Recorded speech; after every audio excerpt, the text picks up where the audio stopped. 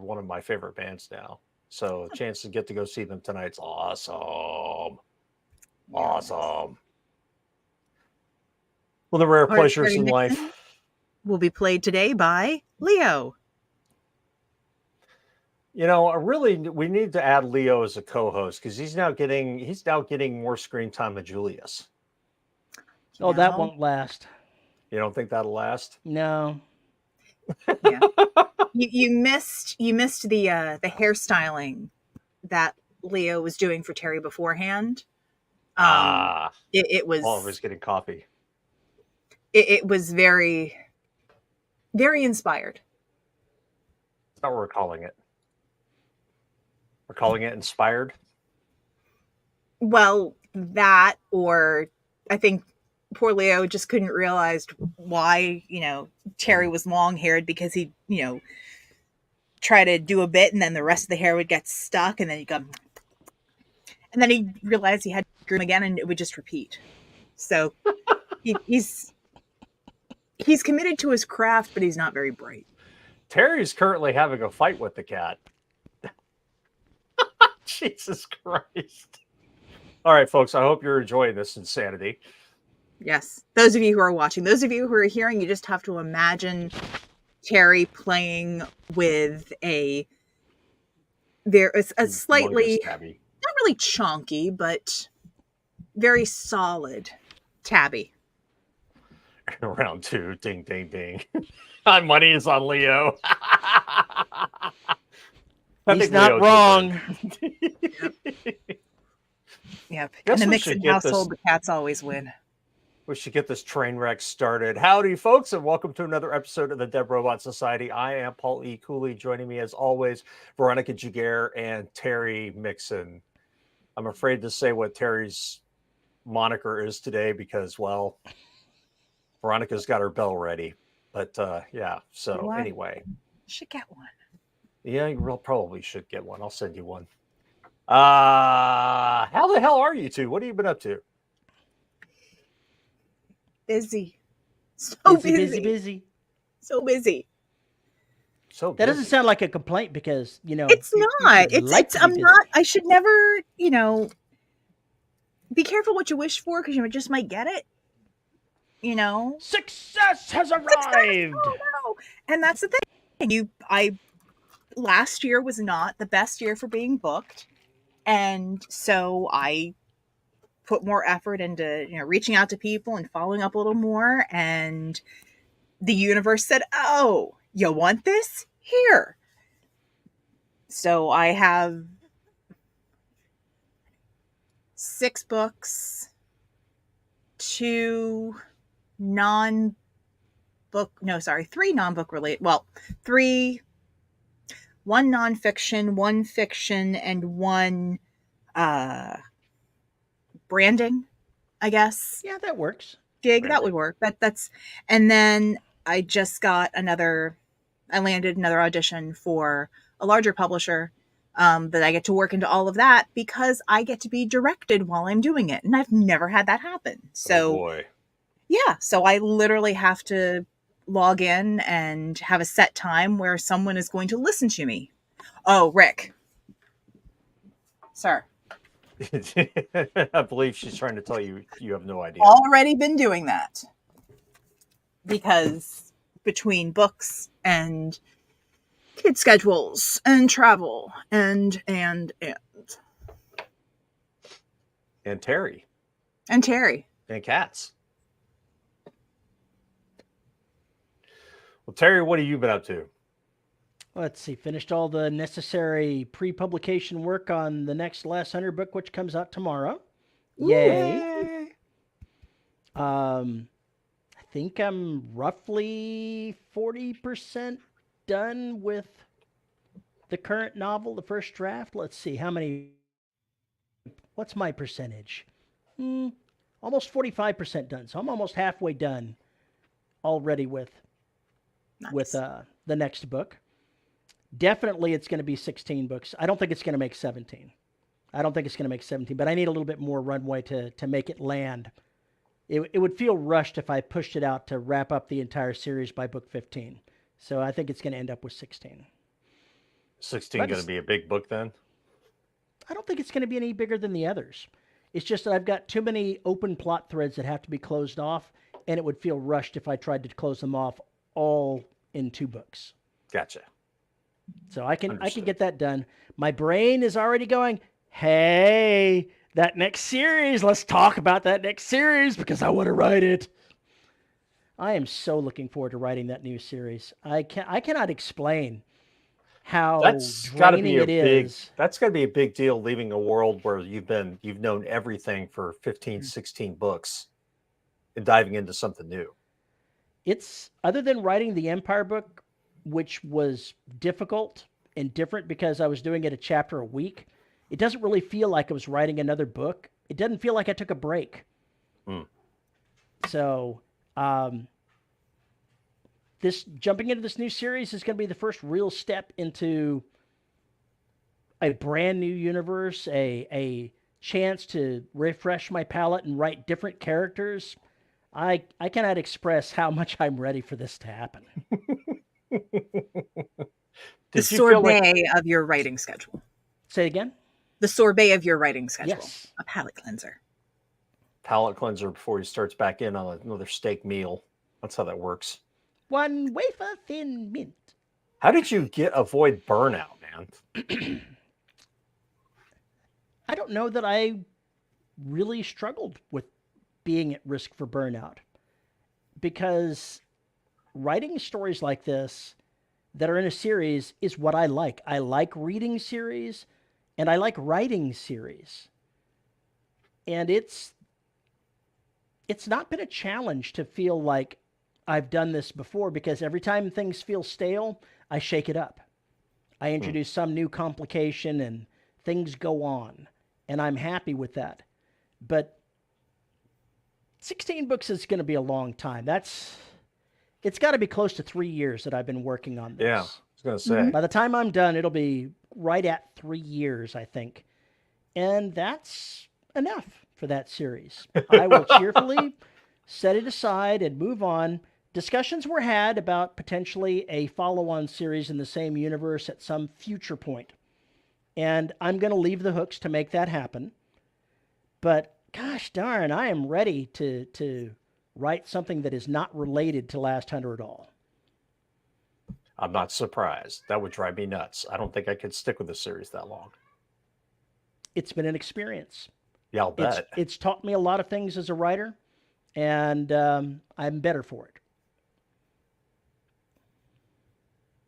You silly man. You can write short. Yeah, I'll go ahead and write some short stories for anthologies, JR, once you start paying me for the one I submitted to you. Oh, damn. Oh. Damn. Just so you know, Terry, that's what happens because when you move a certain way in your cat furniture, it does look like you're wearing a hat with a cat. Yeah, that's right. They're all hiding back there. Well, I finished going through Evolution, rewrote a few shitty paragraphs, shored up one plot hole that nobody noticed but me. And I think it's ready to rock. I think it's finally ready to rock. How I'm never going to get this fucking thing published, I have no idea, but we've got it. We got the text ready anyway. Rick says, not fair, Terry. I've made enough for a large mocha from JR's anthologies. How? God, Man, damn, it's getting ugly in here. It's getting ugly in here. Yeah. What kind of mocha? Are we talking about mocha from the local coffee shop where it doesn't cost you an arm and a leg? Or are we talking about Starbucks where they upcharge you 15% or 20% or 50%? And they'll pass on the money to their workers. Yeah, I went there. So I'm at a loss, man. I got Evolution done, and it's like, what do I do now? And there's so many freaking things to do as far as the books I have hanging out. So I started working on Neptune Scars last night. And then I went, oh God, I don't have the strength. And decided to watch Dune instead. But I started going through Neptune Scars because that may be easier to get out than the other 2 Black books, depending on where things go. But I want to try and put out 5 books this year. We've already put out 1. So I got three more, two of which are black books. Well, three of which are black books, and then two and Neptune Scars. So maybe I can get the Soul and Beyond series going back again, so I can kick out those other two books, and then we'll have to see how it sells. But I'm curious about that, starting another sci-fi series based on how An Ancient Trap is received, because that may drive people back to Derelict, and if I put a new book out in that, then that may drive more traffic to that, as well as people just going, okay, let's give this a shot. And Neptune Scars, I think, covers enough where you don't have to read Derelict to get the gist of what happened, and it's really the aftermath and what happens going forward. So it might be a good idea to try and get that one out. I just haven't decided yet. So I don't have any idea when the dates are for the rest of these books. No clue. It's going to be catch as catch can. So, but they're there and they're more or less ready to be either put through the crucible of rewriting or ready to more or less rock. I think Oceania is in much better shape now, but it needs to go through the same process that put Evolution through. So I'm trying to get all of that done. But we're not here to talk about that. We're not. What are we here to talk about? Are we? We're not here to talk about my bullshit. There's so much other bullshit going on. Well, So, of course. For those of you who attended 2 weeks ago when we blew up on Spotify, I'll just give a couple of updates. The Authors Guild. Start the timer. The Authors Guild came out, and I'm putting this in live, and said that because of the wonderful screaming we all did on social media, that Spotify had backtracked and they put out their new T's and C's because of the uproar, and that they're now our friends and everything's good and wonderful and blah, blah, blah, and yada, yada, yada, yada. Which I read and was kind of like, bullshit. So anyway, Christine Catherine Rush, and I'm putting this article in live, even though it's already in the regular general chat, called bullshit. It's basically the T's and C's they gave us are still worse than the T's and C's they were before. And the fact that they did this crap is typical lawyer tricks. And if you've watched T's and C's for a long time, it is. You put out something egregious so that when you put out something less egregious, people think they got something when really they didn't. And that is this particular point in case in point. There we go. That's what I'm trying to say. So I think KKR's assessment of the situation is much better and much more real than Authors Guild. So I'm still of the mind that fuck Spotify, fuck Find a Way, get your books out, do it now. Anyway, Well, but go ahead. something. I mean, from the narrator perspective, when it comes to Find a Way, I'm not sure if they've changed it to where you have to tell them to opt your book out of machine learning. I know for a while there, we had to, if we knew that authors had their books being distributed through Find a Way, narrators, we had to go through them and say, hey, could you please contact Find a Way to make sure that they know to not use the books for machine learning. And it's you know, it's very much, well, it's backhanded business tactics is what it is. You must opt out of this detrimental thing because we're going to do it anyway. And I think there are better options. When you do work for hire stuff, you don't have that much control. I mean, you inherently don't have that much control over the product, but what you can try to do is in the contracts that you make with those people who are buying a service from you saying, okay, so using this, you can do A, B, C, everything but Q, and absolutely not. And that winds up being, you can't use this for machine learning. And all of my contracts moving forward have that clause in there explicitly. I have started putting that into, I put that into the contract that had to deal with a publisher with, and they had no problem with me adding the language that Mhm. said basically this can't be used. They had no problem with that. So I think unless you're with somebody just unreputable, like Spotify, find a way, you should be able to put that in any of your work and not have an issue. Mhm. Period. End of story. So Audible's a different matter. Or I don't know where we're going to land with that one, but that's the next thing I want to talk about. Well, you know, before we dive into what else you're going into next, I had posted a link in there that two of the lawsuits against Amazon for monopolization and attempted monopolization have been allowed to proceed by the judge. Mm-hmm. So there is action on many fronts. It's strange that this is all coming around about the same time that Brandon Sanderson put out a blog post, which was really interesting. So he said basically, I felt the industry was taking advantage of authors because of their lack of powerful corporate interest to advocate for them. While video game creators and musicians get 70 to 80%, 88%, in fact, on two major platforms of a sale of their products in digital platform, Audible was paying as low as 25%, with the high end being 40%. I felt I could have gotten a better deal for myself, but the entire state of this industry was seriously concerning to me, so I made a difficult decision not to release the 4 secret projects in Audible, costing me a large number of sales to instead try to bolster healthy competition into space. And basically what it came down to is, because of this, Audible came and basically said, let's talk about it. So he explained his side of things on our behalf, so to speak. And supposedly Audible is going to raise our royalty rates. Supposedly. Via which channels? And to whom? Because it's one thing when you've got your property out there and you are the author. But if you are sharing profits with your narrator, I know I still only get 20%, half of the 40% that comes from whatever books. And there are only a handful that I did way back before, when they dropped it from 50% to 40%. So there are a few that I get 25% on.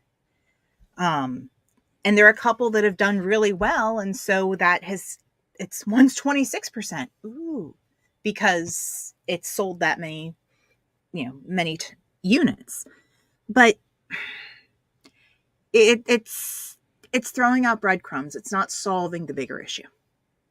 No, And well, we don't know what this is going to look like, but I guarantee you it's not going to be as good as we would like it, no matter no, what and it it's is. probably not going to cover it for the majority of people who are getting screwed over. Probably not, but at this point, any give is something from Audible. I am not a fan of the be grateful that you get something. I'm not And I'm not either. saying that you are, but it's like, it's the, well, this is like, No, I'm still of the gonna mind, be fuck pissy Audible about and it. fuck Amazon. Basically, fuck them all. I'm hopeful that these lawsuits force Amazon to change major portions of how they perform anti-competitive stuff against their authors and others in the industry. That's the only way we're going to see any real change, is if the courts slam them over the heads and tell them, yeah, these things you're doing, you can't do that. Mm-hmm. Brandon also said that, Mr. Anderson. Mr. Anderson also said that supposedly Audible is finally going to make their pricing less opaque for Yeah, us. I'll really believe that one. Yeah, I'll Yeah, believe that when I whatever. see it. If I don't need 3 spreadsheets to figure that stuff out, Why is My my book supplies- 15 and this other one's 30? What the fuck is going on here when they're the same length? yeah. You know, why are the sales of 4 units of number of command decisions different than 4 units of any of his book other number? books? Yeah, Paying the price. thank you. That I was thinking of number 5. And why is that when they're about the same length? There's, and why, and the whole returns thing. Mm. If it's not a 1-to-1 return, because I'm losing pennies. I forget what, was it hackers? Was that the one where people keep shaving the pennies off of transactions? Yeah. That's what happens, because you get something when they buy something, they return it. It's very rarely an even bit. Someone is taking pennies away. Oh yeah. And Jeff Bezos' retire fund. I'm with Terry. I'm by hopeful. something endangered. I'm hopeful that a lot of this stuff is going to get sorted out, or at least addressed. Now, do I think it's going to be made equitable? Fuck no, but I think it will be better than what it was.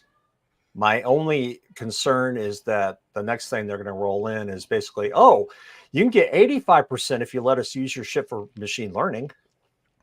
Oh, you think they're going to give you an option? Nope, I think they're they're going going to to make be you opt forced out of it. to. I think they're going to be forced to make you opt in. There's Because been nothing ever that has been forced to opt in, because that's the way all of this should be, not just with I agree. writing. Any kind of service should be opt in, but I there's agree. no law that forces that to be that way. So it's not, and it's never going to be that way. It will be that way only if the federales or the states deem it so. Well, here's this might be a segue into what we were talking about, like the actual topic of the show. But We have a topic. Somebody put a title on the damn thing. So in the one of the narrator groups that I'm in, someone had a conversation, and she posted the exchange with her author's permission. But she said that her author got approached by KDP for virtual voices.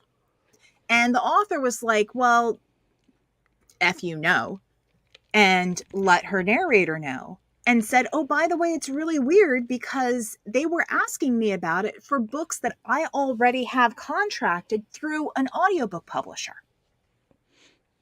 Some of the books were already done through the audiobook publisher.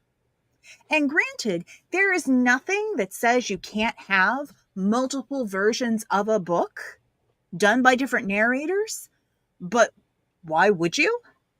And why is, what's weird is if the rights have already been purchased by someone who's going to use flesh and blood narrators, why is KDP Virtual Voice trying to poach that? Why are they saying that's even an option? You're thinking they actually bothered to check whether or not anybody had. Well, I mean, I'm Eric. I assumed someone was intelligent. Foolishly. No, there's a difference between intelligent and diligent. That's just plain laziness, not checking. It's because they sent out basically a cattle call and wanted to see who would respond. And I got one as well and promptly ignored it. And so did JR. JR says he got one. Yeah. The AI narrator. Fuck you. Yeah. And it just... I'll never agree to doing anything like that. Any of the flavors of AI, whatever they want to do, my answer will always be no. I will trust the human first. And I have... What? So, Brett, you're saying you're actually a robot? He's reading dirty stories to the AI. Oh, that explains how twisted up his Alexa is. Got it. Now it all makes sense to me. Oh, yes, please. Harder. Yes. Oh, gosh. Faster, why can't we have the Mistress Alexa, voice on our device?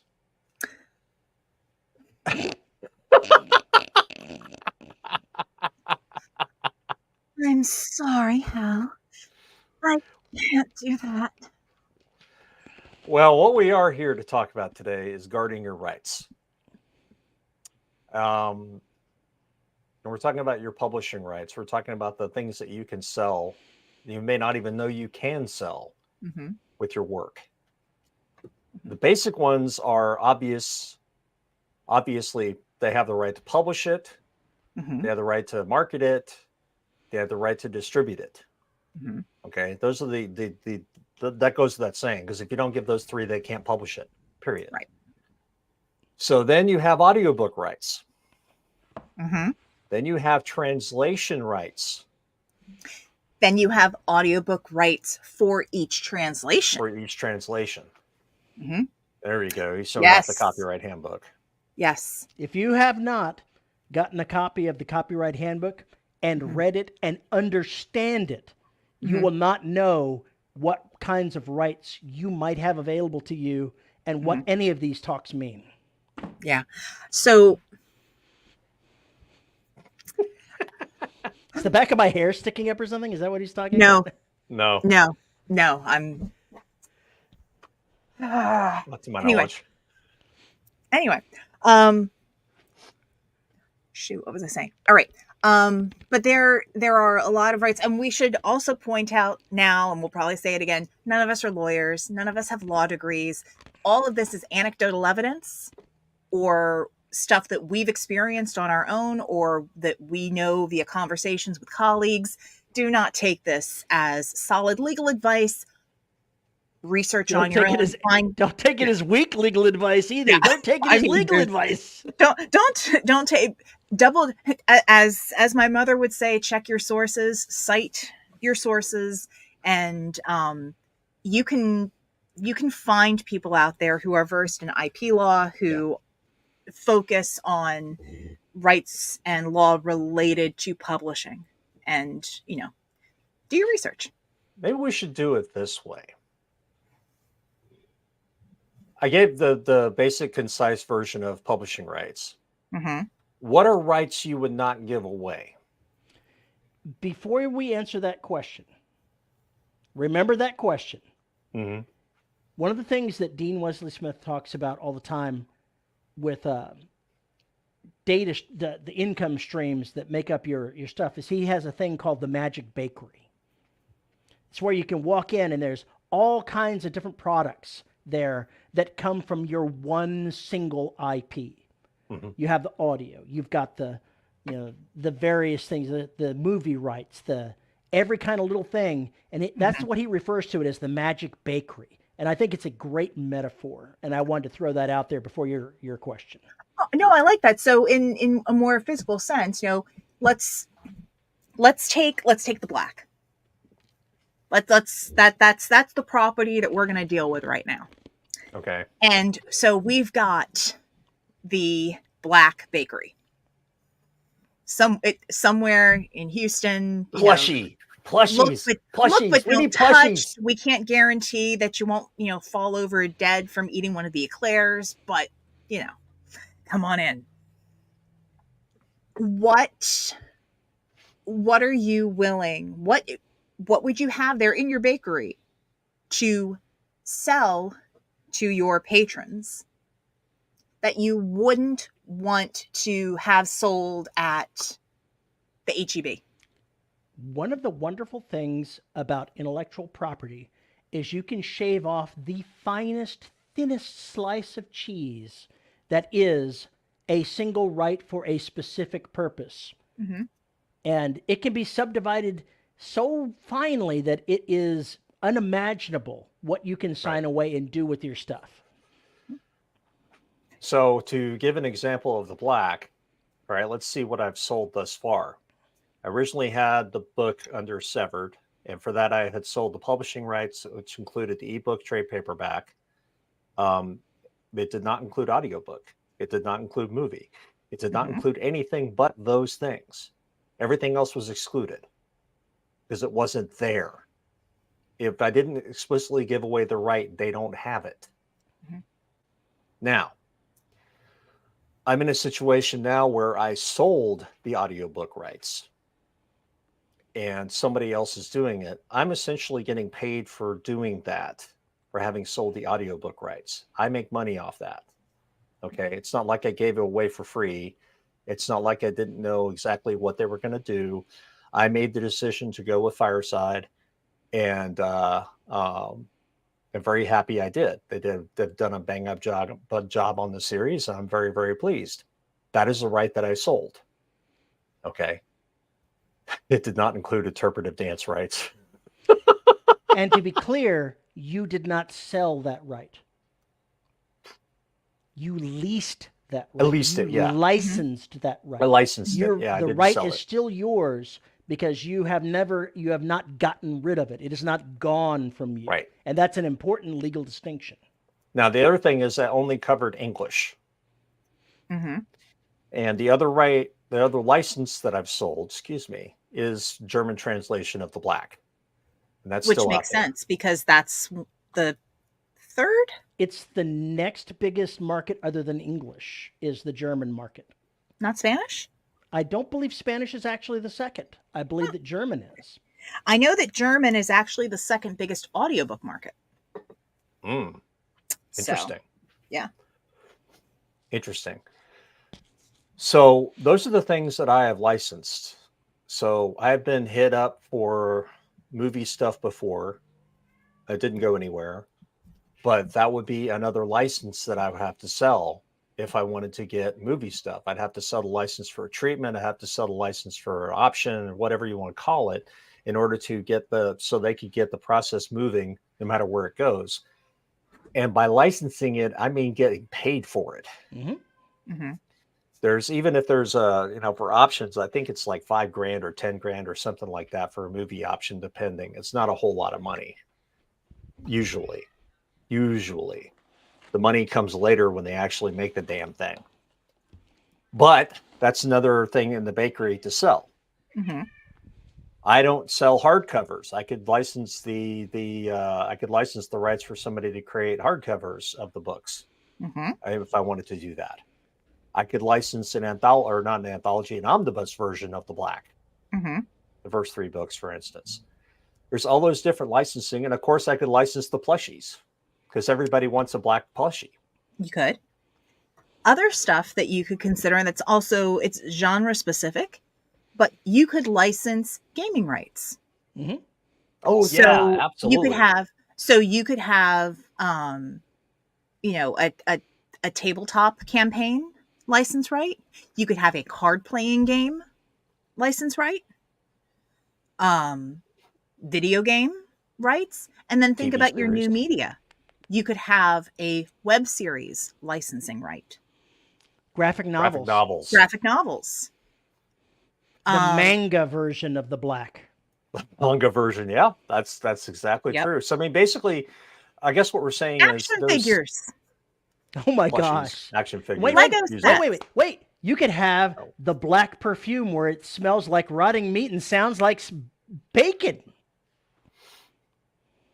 Yeah, let's go with that. Anyway, the point is that there's whatever all these you can toys. Conceive of can be licensed. Yeah. This is top tier stuff. We got to crawl before we run marathons. Yeah, we're giving examples. Mm-hmm. But the funny thing is, for people who do a lot of indie work and who wind up having a very, very dedicated fan base, think about when people do Kickstarters. Mm-hmm. A lot of the things that come up for these extended rights, they're your Kickstarter rewards.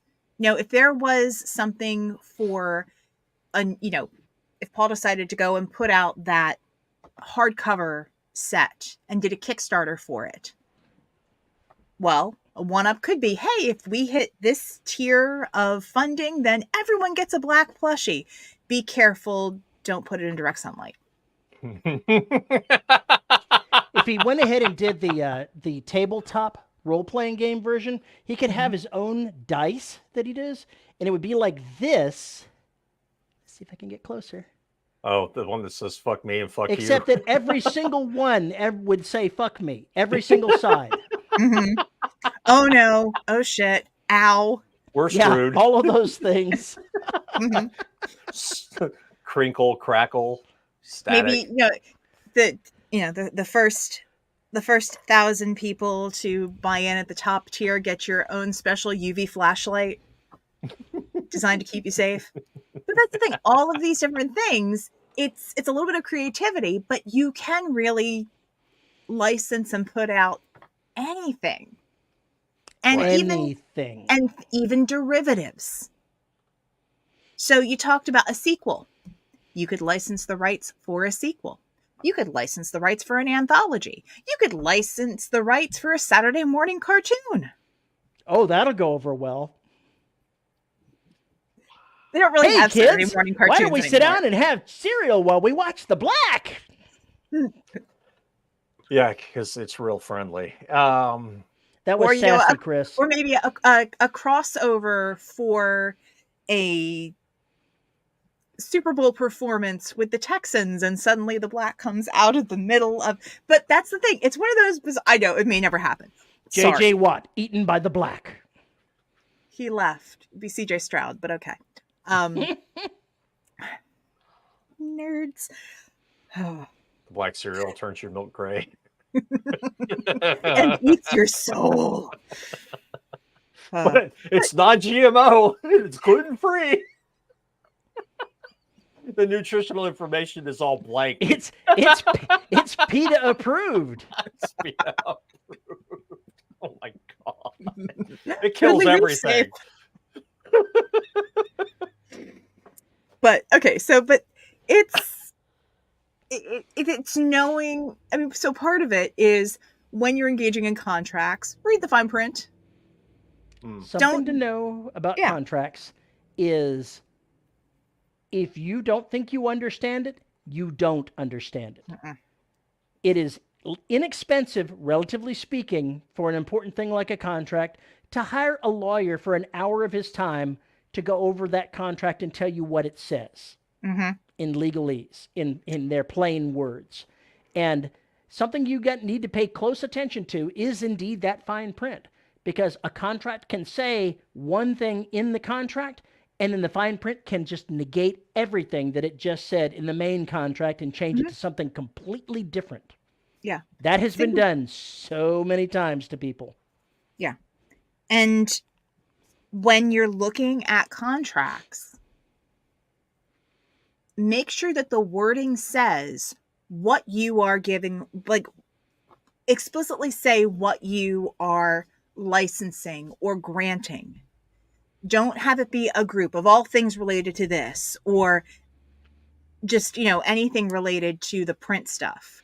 Any technology that exists or may ever be invented in the future. Exactly. That's away from that clause. Yeah, that's dangerous. That's just it's dangerous and greedy, and y'all are better than that. I'm just honestly, my take on all of this is creatives spend too much damn time and blood and sweat and tears to create something. And you owe it to yourself and what you've created to take the time to read and retain your rights. I've had three different contracts that I've gone through, maybe four, for various things. And there has not been a single one where I have not sat down, read it, made notes to myself as I went through, highlighted parts of it, went back and read it a couple of three more times to make sure that I understood what it said, and then requested changes because certain portions of it were unacceptable to me. That's the other part, is be willing to walk away. Your power is the power to say no. So if there's something that you don't like in the contract, strike it and see what they do. They may say, oh, well, we can't strike that. And your response needs to be, well, then I need more money. Basically, you have all these rights to license, including IP agreements, which she sort of touched on earlier, which is, for instance, Paul writes a book in a series and gets it published. Well, now they have the entire right to the series, and they want to be able to make derivative works off of it without your input. That's an IP licensing agreement, essentially. And those are the kinds of things that you kind of have to make a decision on. Is that also something you're willing to walk away from, depending on how much money? Because they can totally cut you out of the process. And then, of course, there's the nothing but net rule. I will not. Go ahead. You go ahead. There was a few contracts. One I've been given, did not sign. I asked for strikes, and they said never mind. But it basically said that they would have full control of the IP and that I would not get paid until all expenses have been done for the series. So that means because it's net zero, they never have to give me another goddamn dime because they can constantly complain that there's business expenses or, hey, that went into this other derivative series, but that goes against your main book. Therefore, you're screwed. There's a lot of different things they can do there that is a mess. That's like the movie industry. Yeah, it's very much like the movie industry. Walk the fuck away unless they're offering you a mountain of cash and you just don't Get care. your money up front with something like that. Get it. And even though technically an email agreement will hold up in court, get a formal contract, get everything spelled out. And that goes even if you're doing stuff between friends. Mm-hmm. You've got to remember the advice that I was given, that I heard somewhere, that I've stuck onto, is even if you are making a deal with your best friend, somebody that is your soulmate, people die, things get sold. Write a contract as if you are going to have to deal with a person that hates you and wants to rob you blind. No matter who it is. No matter who it is. Yeah. You've got to be very giblet-eyed when it comes to contracts. And I think that's, a lot of folks here probably have not worked with a publisher before. A lot of folks here probably haven't worked with an audiobook house before, and may never, because we have a lot of indies in here, and it's chances are most of you are planning on publishing your own work. However, these are things you need to think about and you need to know about, because there may come a time in your career where it makes more sense to farm it out to a publisher or license it to audiobooks because you're tired of dealing with it or you can't afford it on your own. And then it makes sense to sell the license to somebody who can get it together. Just like I would never try and make the movie The Black on my own. I want to sell the license to somebody to make the goddamn movie. I don't want anything to do with it once that happens, unless they call me in for creative consulting. Actually, it'd be creative insulting, but that's beside the point.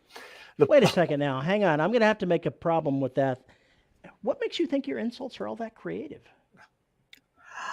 I know. They're really not. Anyway, the point is that there's a lot of different things that you may want to do, and these are things you need to educate yourself about. And if nothing else, it will help you get some kind of idea of what's going on in the publishing industry when these people talk about these rights that people are licensing or the rights that they want. And also when Audible comes knocking on your door wanting to take these rights, or any distribution network wants to take these rights, like we have seen. Yep. That's not a theoretical, that is an actual concrete fact. So knowing this and knowing how the contracts work kind of helps you a little bit with the T's and C's. And it's a decision that you have to make. None of us can make it for you or want to. So that's basically the way I look at that. And those are some of the common traps that are in these contracts that people will put in. And usually they'll say, oh, it's just boilerplate. Well, then strike the goddamn boilerplate. I'm not making a contract with boilerplate. We're making a contract between us. Try again.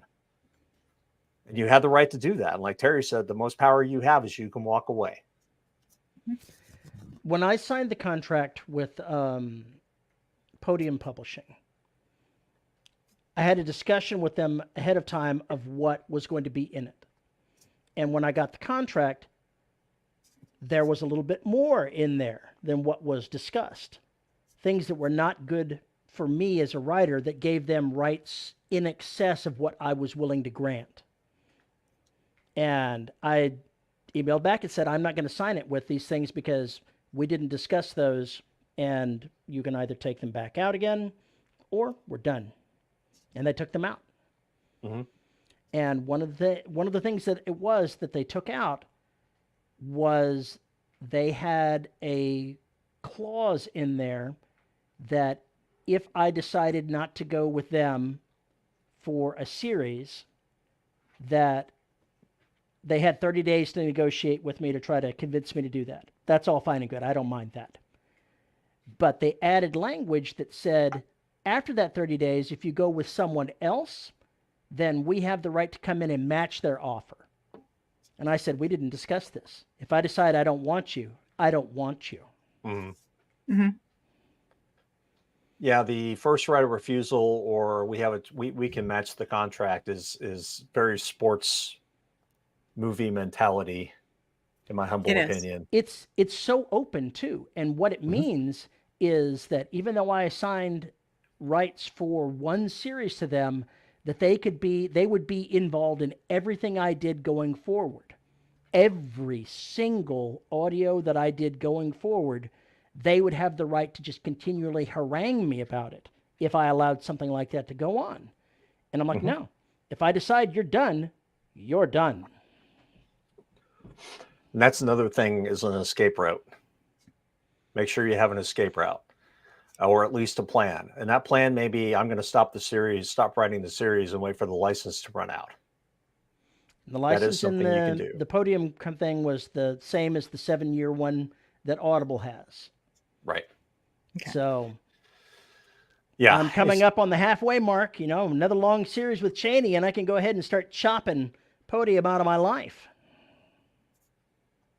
Which would probably be a good thing. The bottom line is that you're listening to two of us who have all these rights. You're listening to a third one who's also done the audiobook narrator stuff, and it's also got the same kind of traps in it. Yeah. So basically, the point is there's a lot of really bad contracts out there, and usually it's because it is boilerplate and it's bullshit. Strike what you need to strike, and then have a conversation. Don't be combative. Just have the discussion. Be professional. And don't There's be no afraid need to ask questions. Yeah. That too. I know other authors that got the same offer from Podium that signed it. I'm like, I feel bad for you. I think that, what is it? Those who marry in haste, repent in leisure. I'm not sure that marry is the way that I heard it. It was choose in haste, repent at leisure. Or act in haste. Act in haste, repent at leisure. Always heard it in context of marriage. Well, maybe that says something about the speaker. No, it just means something about, the speaker who told me. Yeah, you're right. I think I read it in the book, actually. It may have been Dolores Claiborne. Anyway, the point is that you need to be kind of serious about who you're dealing with and do the due diligence. Talk to another author in their stable if possible. And see what their experience was. And if you get a lot of fuck no, stay the hell away from this, then maybe it's not the right place for you. So just be on the lookout for all of that. There's some, like, Predators and Editors is a good place to find out who's bad, who's terrible. Just because they're good now doesn't mean they won't turn bad. Hello, Find a Way. I'm looking at you. Yeah, that's the other thing. Is basically if you sign a shitty contract and they decide to change ownership, you may be in a real mess. Let's see. Brett says, believed to have been adapted from the proverbial saying first expressed in print by William Congreve in 1692. He remarks about the perils of marrying in haste and repenting at leisure. I was right. There you go. I can be right once an episode. Sure. I'll keep telling myself that. And there's nothing wrong with, if you've got a contract with someone, just they're post in, our Facebook group, post in other, author Facebook groups that you're a part of, or Discord rooms or whatever. Ask people about their experiences, because if people have a very good experience, they're happy to share. If people have a shitty experience, they're happy to share and warn you away from stuff. We get that all the time as narrators. So is this a good company to work with? Is this a bad company to work with? Who should I look out for? And we listen. We watch out for our own. Chris asks a really good question. If you make an LLC for your own publisher, should you make a contract with yourself? I know that Dean Wesley Smith does. He has a contract between his publishing company and himself, and he has very favorable rules in these contracts for the termination of rights, i.e., either side can decide to terminate the rights at any time for any reason. I don't know how well that would stand up in law, but if, somebody somehow got control of his company, he could theoretically chop off all of his assets from them instantly. Well, which might be fought in court, so I don't know.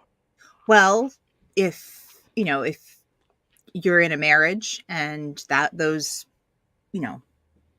all rights and whatnot, that could be one thing. Or if if they're LLCs among a couple people, a partner passes away and you have to manage that. I've unfortunately had more than one author pass on, and some of those books are under royalty share.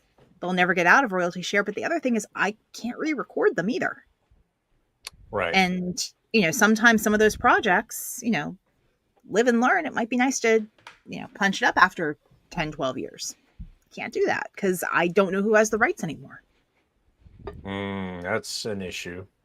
Yeah. So if you don't have something already set up for the passing on of your rights, once you pass away, you are wrong. You need to have a will. You need to have a living power of attorney. And it's not unheard of to put your works into a trust so that you can have things like, maybe it doesn't require trust, but you can have an executor, a literary executor, to handle your works that has some knowledge of the fact of what you do with those kind of things. But if you're not prepared for it, be advised that the valuation of your work may be radically higher than what you expect it is, because when you pass, they're looking at the remaining value of that work, which is the life of the author plus, was it 95 years? 70. I think 70 plus years? 70 in the U.S. 70 years. So when you die, there's 70 years worth of accrued payments and value that still have to be passed on to your heirs. So if you don't like someone, like I've got 40 plus books that I have part of. If I don't like one of my heirs, I'll just give them everything. And suddenly they've got millions of dollars worth of liability. Boom. Hi there. That's right. Give the care of the cats to people you trust. Give your back catalog to someone you want to screw over. Brett says, is Terry wearing a Pooh shirt in honor of Blood and Honey winning the Golden Raspberry this year? I actually got this shirt before Blood and Honey was a thing. Rick says, Craig Martell strongly advocates for all creatives to have an executor of your properties after you pass. Yep. Which means you need to figure that out before you pass. Yeah. I know he's done videos on that. I think that was one of the 20 books topics at the conference this year, which means it is on YouTube. So if you haven't planned stuff yet, put it on your list for before the end of the year, because it is important. I should talk to my sugar daddy to see if he's going to set up something to be a professional executor for his authors when they die. It's going to be you. No. He's younger than I am, so he would have to be the guy. Oh, well, there we go. So basically, to recap, licensing, know your rights, know what you're giving away. Don't ever sign a contract without really, really, really, really looking at it and thinking about it. RTFC, read the fucking contract. You must understand it. If you don't understand it, talk to a lawyer, and it's probably worth it. So, lawyers have reasonable fees per hour to go over things like intellectual property. Just explaining what it is not something like negotiating it for you. So it's not nearly as price intensive as something like that. It's worth the investment if you're talking about something you're going to be chained to for the rest of your life. Yeah. So just kind of be careful on that. And then what we're also telling you is prepare to die. Should something happen to you, you need to know exactly how you're going to pass things over. JR says a subscription for LegalZoom can help you if you do this enough. My wife has a subscription to LegalZoom for the things that we do. We have an LLC that we haven't yet utilized, but we really should utilize it. Let's see. Make sure it's an intellectual property or entertainment lawyer. Yes. There's a That book that I'll find it. Sorry, keep going, Terry. while it's true that you should have an intellectual property entertainment lawyer look at these things, for general contract nonsense, almost any lawyer is good enough to tell you if there's legal chicanery going on in the contract itself. I would get an entertainment lawyer if it's a movie deal. I would get an entertainment lawyer if it's TV series, if you're talking about comic books, if you're talking about any of that stuff where it's a lot bigger than just publishing. I would definitely get an entertainment lawyer to look at that, because you're talking about residuals, you're talking about all sorts of crazy shit that happens through that mess, because that is a miasma maze, which is why they have people who are specifically trained to deal with that and know all the chicanery that can go on, and they will be your pit bull. Rick says, Terry, the royalties you're getting from your sugar daddy, they would be taxed differently if paid to your LLC. I think that's probably true. I think it would be the corporate tax rate. And I'm just nervous about, getting myself and my intellectual property involved in a company to begin with. It sounds needlessly complicated for me, but it's probably something I should learn more about. So I posted a link in Discord, but way a while ago, I had a good friend of mine at the university introduced me to one of his friends who used to work at Full Sail University. And her background, she was an entertainment lawyer. And I sat down with her, and I had a bunch of questions about when I started to work with the writing team and the contract with TradPub. And for the record, I paid her a small amount. She almost didn't want me to pay her. But I brought 3 batches of chocolate chip cookies, and that was good. So sometimes it's not money, but you should always value someone's time. She recommended this book. It's the Permission Seeker's Guide Through the Legal Jungle. Obviously, it's been redone since she recommended it to me. So this edition is 2017. But this might be another good book to have in your arsenal, in addition to the Nolo one that Terry recommended. I know I've got one of the other Nolos. I think it's the entrepreneur one.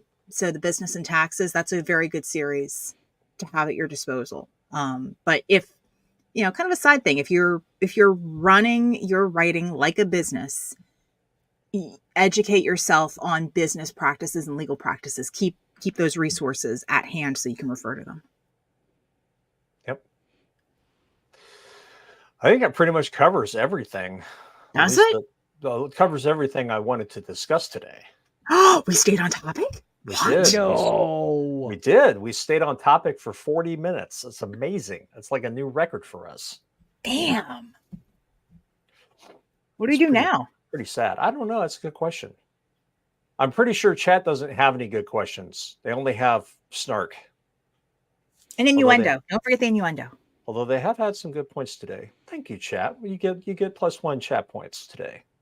Wait a minute. There are chat points? I'm going to institute a new happen? rule here. We're going to institute a new rule where chat gets points for being right. Oh, that's not going to happen very often. Yeah, they're currently at -infinity just because of J.R. Handley. Oh! J.R. says, Terry, what are your plans after the next Sugar Daddy series? Are you kidding me? That's 16 books away. Are you kidding me? I've got, another 2.5 books to write in the current series, and then I've got 15-ish to write in the next series. Yeah, I don't look that far in the future. I have no clue. Maybe I'll write a series about how, the heroes of the galaxy are having to exterminate this absolute plethora of JR clones that are attempting to cause mayhem and havoc throughout the known universe. On that note, if you have a question or comment on this show, you can send an email to show@deadrobotsociety.com. You can find me on Mastodon at Paul_E_Cooley at VYRSE.social. You can find us on Facebook at the Dead Robot Society Writing Community, where we mingle all the madness. You can find us on YouTube at youtube.com/GRS Podcast, where we are live every Saturday at 3 p.m. CST. Like and subscribe so you always know when we're live.